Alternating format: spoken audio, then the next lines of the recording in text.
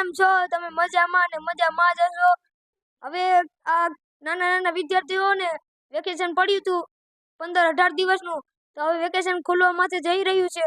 તો એનું કહેવાનું શું, એના અંદર શરીરમાં કેવું ઇન્ફેક્શન થઈ રહ્યું છે કે હવે શું કરશું, કેવું કર્યું અમે આ વેકેશનમાં, કેવી મોજ મસ્તી કર્યું, ચાલો તે બધું આપણે જાણીએ. તો જોઈ શકો છો તમે, આ 3 છોકરાઓ લેસન કરી રહ્યા છે, તેનો વાંચવા લખવાનું કરી રહ્યા છે. તો આપણે આ પેલા છોકરાને પૂછીએ કે આનું શું કહેવાનું થઈ રહ્યું છે. તો વિરાજ, તારું શું કહેવાનું થઈ રહ્યું છે?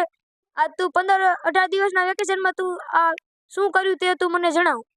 હું મારી મામાના ઘરે ગયો હતો અને ત્યાંથી ફરવા અમે નીકળ્યા હતા અને હવે પાછા આવ્યા છીએ અને હવે લેસન કરવા બેઠો.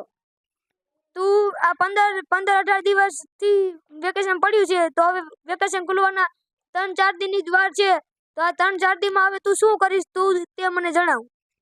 હવે હું લેસન કરવા બેઠો છું અને હવે હું લેસન કરવાનો છું. આ 3-4 દી હવે તું નકરું લેસન જ કરીશ ને? હા, હવે હું લેસન પૂરું પાડી દઈશ. પૂરેપૂરું લેસન પાડી બધા શિક્ષકોનું કરી નાખીશ? હા. બાકી નોટું બધી પૂરી થઈ ગઈ છે ને?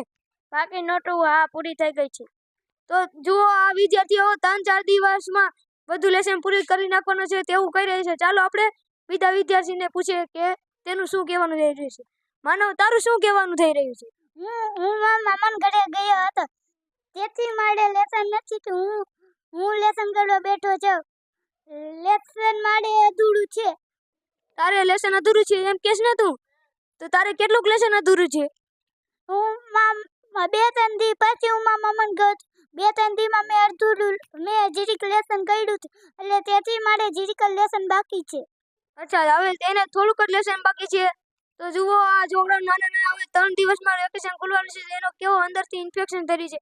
ચાલો આપણે થોડાક મોટા વિદ્યાર્થીને પૂછીએ કે એનું શું કહેવાનું થઈ રહ્યું છે. મારે કેટલા દિવસથી વેકેશન પડ્યું હતું, પછી હું મારા મામાના ઘરે ગયો, પછી મને લેસન કરવાનું મન નથી થતું હવે, એટલે હું હવે મારે લેસન નથી કરવું.